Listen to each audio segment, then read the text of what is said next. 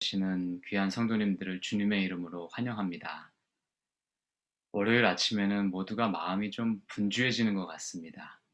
다들 해야 될 일도 많고요. 또 챙겨야 할 일들도 많으시니까 더 그렇겠죠.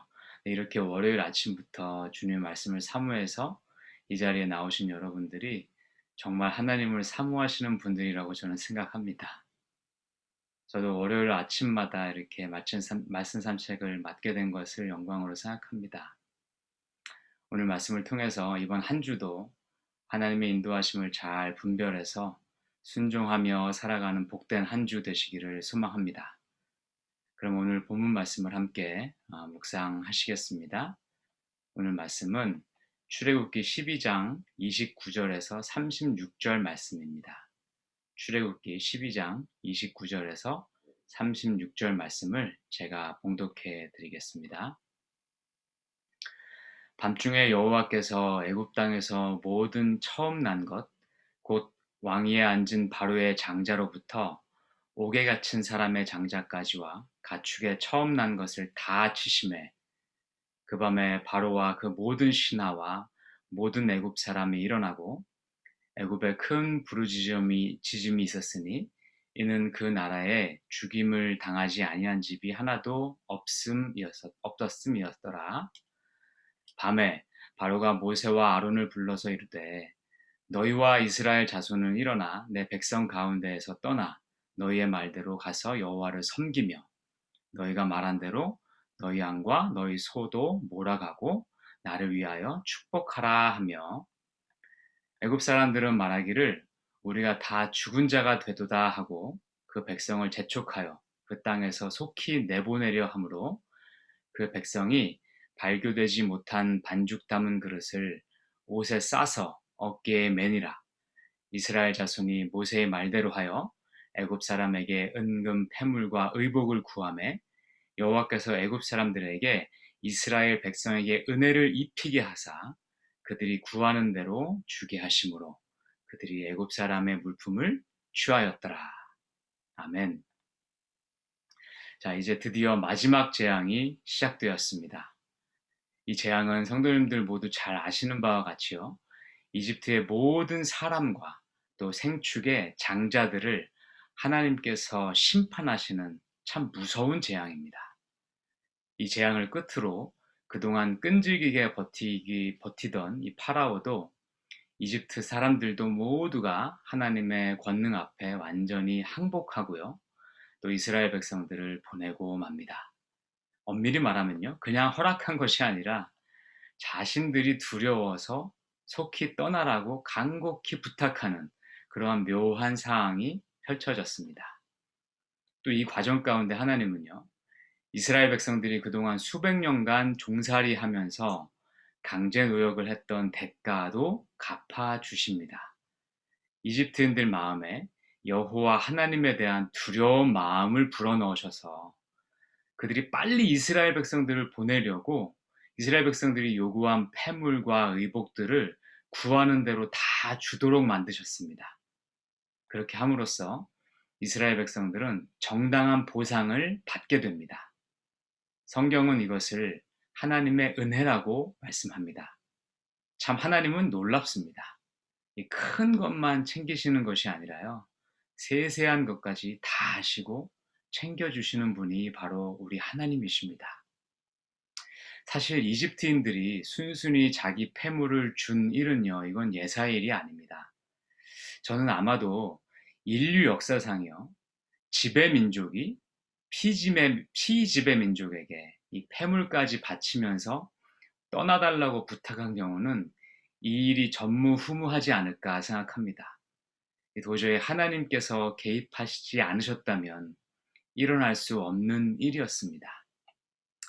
우리 하나님께서는요, 가볍게 움직이시는 분이 아니십니다만, 한번 계획하시고 움직이시면요, 어떤 존재도 그 뜻을 막을 수 없는 위대하신 분이십니다. 성도님들, 우리 인생에도 잘 풀리지 않는 문제가 다 있지 않습니까? 직장, 자녀, 건강, 재정, 등등 오래 기도하는데도 불구하고 잘 해결되지 않아서 낙심하지는 않으시는지요? 그런데 오늘 하나님의 능력과 이 세심한 배려를 좀 보시면서 우리 함께 용기를 얻었으면 좋겠습니다. 이스라엘 백성이 이 종살이했던 것까지 보상을 해주신 이 하나님께서 우리 삶에도요, 그 필요를 채워주시고 정당한 대우를 받도록 분명히 은혜를 베풀어 주실 것입니다. 이런 하나님의 성품을 우리가 의지하면서 끝까지 인내하며 그분을 따르는 저와 여러분 되시기를 주님 안에서 소망합니다. 이 열 번째 재앙은요, 앞에 모든 재앙들을 종결짓는 그런 최후의 재앙 성격이 있습니다.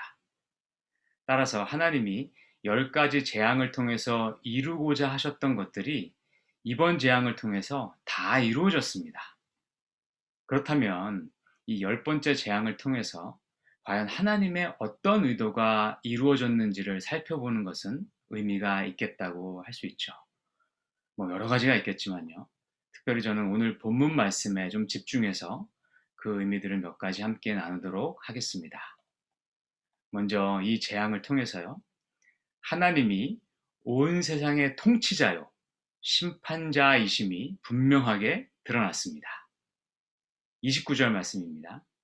밤중에 여호와께서 애굽 땅에서 모든 처음 난 것, 곧 왕위에 앉은 바로의 장자로부터 옥에 갇힌 사람의 장자까지와 가축의 처음 난 것을 다 치심해. 네, 여기 보면요, 하나님의 그 심판이 미치는 그 범위를 설명하고 있습니다. 근데 성경은 그 범위가요, 파라오에서 옥에 갇힌 그 모든 사람까지다라고 표현합니다. 이것은 한두 사람이 아니라 이 재앙이 모든 사람에게 임했음을 가르치는 그러한 표현이죠. 성경은 이런 표현을 자주 씁니다. 예를 들면 단에서 브엘세바까지라는 표현 성도님들 다 기억하시죠? 이것은 이제 단은 북쪽 끝에 있고 브엘셰바는 남쪽 끝에 있습니다. 이 표현은 진짜 단하고 브엘셰바만 얘기하는 게 아니라 그 가운데 있는 모든 이스라엘 땅을 가르치는 표현이죠. 이렇듯이 파라오는 이집트에서 가장 높은 사람이고요, 죄수는 가장 낮은 사람 중에 하나일 겁니다. 그러니까 이 말은 하나님의 심판이 모든 이집트 사람에게 임했다는 것을 강조하는 말입니다. 그렇습니다. 하나님의 심판에는 열애가 없습니다. 지위 고하를 막론하고 우리 모두는 이 육신의 죽음 이후에 하나님 앞에 서게 될 것입니다. 거룩하시고 진리신 하나님 앞에 우리가 서게 됐을 때는요, 우리는 우리 죄를 은닉할 수도 없고 은폐할 수도 없습니다. 거짓으로 변론할 수도 없습니다. 오직 진리이시고 지극히 거룩하신 그분 앞에서 우리의 모든 행동과 생각과 또 우리 마음에 품었던 것들까지 낱낱이 드러내게 될 것입니다.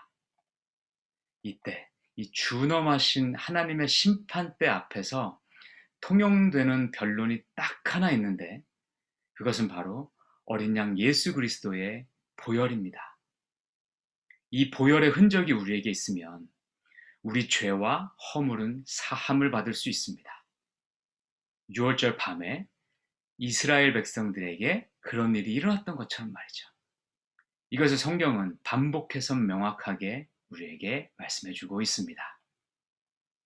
성도님들, 제가 얼마 전에 영상 하나를 봤는데요, 미국 법정에서 일어났던 실제 영상이었습니다.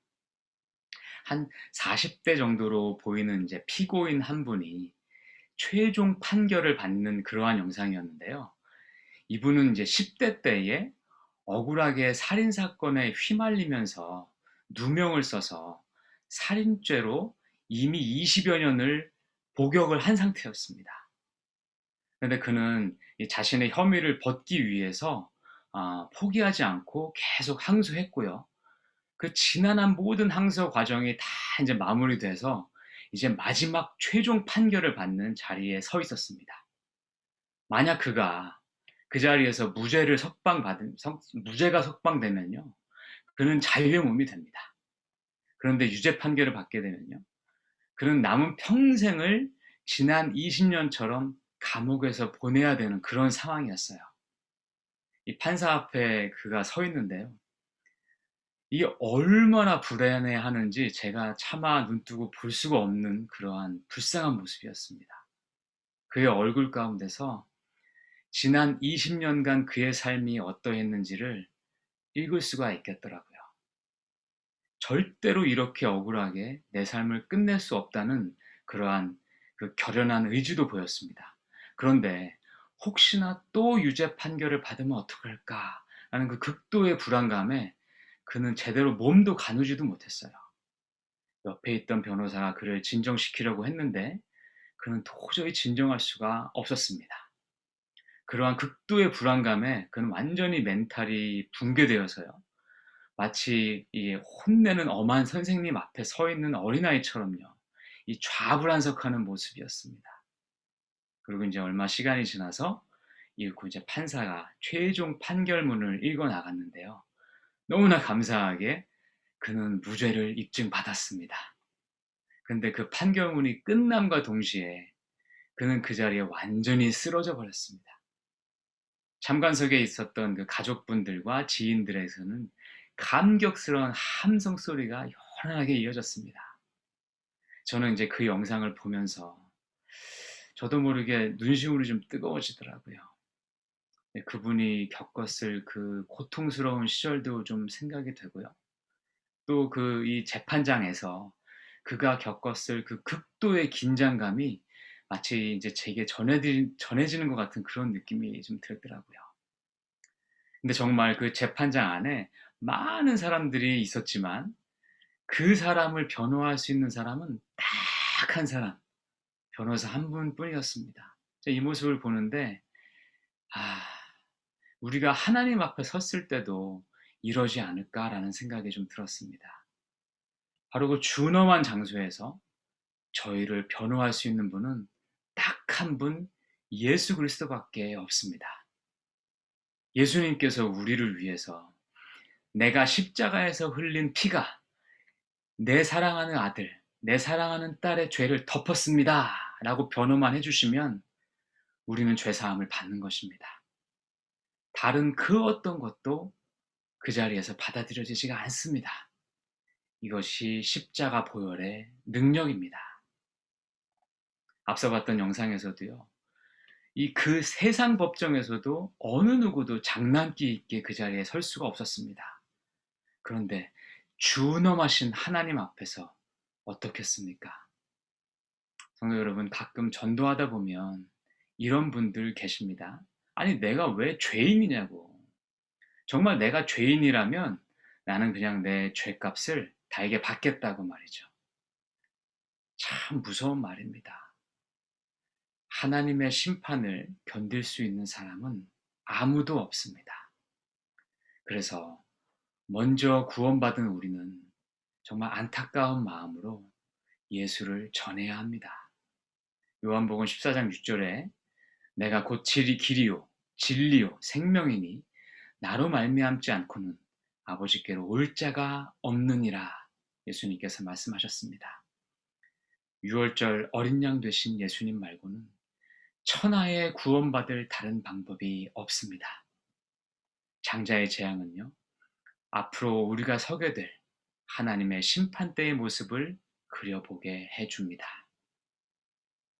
두 번째로, 장자의 재앙을 통해서 하나님은 한 번 정하신 뜻을 반드시 이루시는 분이심을 온 땅에 선포하셨습니다. 31절, 32절 말씀입니다. 너희와 이스라엘 자손은 일어나 내 백성 가운데서 떠나 너희 말대로 가서 여호와를 섬기며 너희가 말한 대로 너희 양과 너희 소도 몰아가고 나를 위하여 축복하라 라고 바로가 이야기합니다. 하나님은 처음부터요, 이스라엘의 모든 백성과 그 가축들 모두가 다 같이 이집트를 떠나게 될 거라고 말씀하셨습니다. 또한 그들이 빈손으로 떠나지 않을 것도 확실하게 말씀하셨습니다. 그런데 놀라운 것은요, 그들이 빈손으로 떠나지 않을 것이라는 것을 이미 아브라함에게 말씀해 주셨다는 거죠. 창세기 15장 14절 말씀입니다. 그들이 섬기는 나라를 내가 징벌할지며 그 후에 내 자손이 큰 재물을 이끌고 나오리라. 성도님, 아브라함은요, 대략 출애굽 때보다 약 600년 전에 살았었습니다. 우리 하나님은 이러한 분이십니다. 한번 계획하시면요, 몇백 년 앞을 보고 계획하시는 분이십니다. 그리고 그 일을 한치의 오차도 없이 이루어내시는 분이십니다. 저는 이런 하나님을 생각하면 정말 어떨 때는 이 전율이 돋기도 합니다. 하나님의 섭리와 인도하심이 얼마나 크고 놀랍고 묘한지 우리로서는 잘 이해할 수도 없을 만큼 크다고 느끼게 됩니다. 하나님은 저와 여러분의 삶도 이렇게 인도하십니다. 우리가 지금 이곳에 함께 모여서 공동체를 이루고 살아가는 것도, 또 하나님을 예배하는 것도 하나님의 계획하심 가운데 있는 일입니다. 모친의 태중에서부터 우리를 이미 선택하신 하나님, 우리의 머리카락까지 세심받으신 하나님, 우리의 미래를 이미 다 준비하신 하나님, 이런 하나님이 바로 우리 하나님이십니다. 하나님의 능력과 계획하신 것을 그분은 반드시 이루시는 것임을, 그러한 성품을 우리가 이 10번째 재앙을 통해서 알 수 있는 것입니다. 마지막으로요. 하나님은 당신의 백성들의 생명뿐만 아니라 재산과 삶의 필요까지 모두 책임지시는 분임이 분명하게 드러났습니다. 이스라엘 백성들은요, 이 모든 일들을 통해서 이 하나님이 자기들의 모든 것을 책임지시고 공급해 주시는 분이라는 것을 깨닫고 있습니다. 먼저 하나님은요, 재앙으로부터 이스라엘 백성들을 구별해서 보호하셨습니다. 뿐만 아니라 하나님은 그들이 급하게 이집트 땅을 떠나게 될 것을 알고요, 부패하지 않는 무교병을 준비하게 하셨죠. 그리고 떠날 채비도 다 미리 갖춘 채 그것을 먹도록 하셨죠. 그래서 34절에 보니까 이스라엘 백성들이 무교병 반죽을 들고 그 땅에서 나옵니다. 이렇게 해서 그들이 먹을 것도 하나님은 미리 준비하도록 하셨습니다. 또한 하나님은요, 광야에서 이스라엘 백성들에게 제사법을 통해서 속죄와 대속의 원리를 가르치시려고 하셨는데, 그러려면 소와 양과 같은 가축이 있어야만 했습니다. 근데 바로는요, 9번째 재앙까지도 가축은 못 보낸다고 거절했었습니다. 결국 10번째 재앙 후에 가축들까지도 다 보내게 된 것이죠. 이스라엘 백성들이 예배드릴 준비물까지도 하나님께서는 이렇게 채워주신 것입니다. 마지막으로 하나님은 이스라엘 백성들의 노동의 대가까지 다 챙겨주셨습니다. 이러한 일련의 메시지들을 통해서 하나님은 이스라엘 백성들에게 보호와 공급을 약속해 주신 것입니다. 그리고 신실하신 하나님께서는 광야 40년간 이들의 신발과 옷이 해지지 않게 하시고 만나와 메추라기로 이들을 먹이시고요, 또 불기둥과 구름기둥으로 그들을 보호하셨습니다. 약속하신 보호와 공급을 신실하게 지켜주셨습니다. 성도님들, 출애굽 사건은 세례의 비유가 됩니다. 따라서 세례받은 우리들은요, 지금 모두 출애굽해서 광야를 걷는 이스라엘 백성들입니다. 우리의 삶은 하나님께 달려 있습니다. 하나님은 우리를 보호하시고 우리 모든 필요도 공급하시는 분이십니다. 이 점을 우리가 꼭 기억하셔서 이번 한 주도 삶의 크고 작은 문제들을 믿음으로 극복하고 나아가는 신실한 주의 자녀로 살아가기를 소망합니다. 함께 기도하시겠습니다. 6월절 어린 양 되신 거룩하신 주님, 우리를 구원해 주신 은혜에 감사드립니다. 오늘 말씀을 통하여서 하나님이 얼마나 크신 분이신지 다시금 깨닫게 해주셔서 감사드립니다. 주께서 우리를 책임지시고 보호하시고 공급하시는 분이심을 깊이 신뢰하면서 광야와 같은 인생길 걸어갈 때에 주님만 바라보며 믿음으로 승리하는 삶 살아가도록 성령님 저희를 인도하여 주시옵소서. 감사드리며 우리 주 예수 그리스도의 이름으로 기도하였습니다. 아멘. 감사합니다. 우리 함께 기도 제목 나누겠습니다.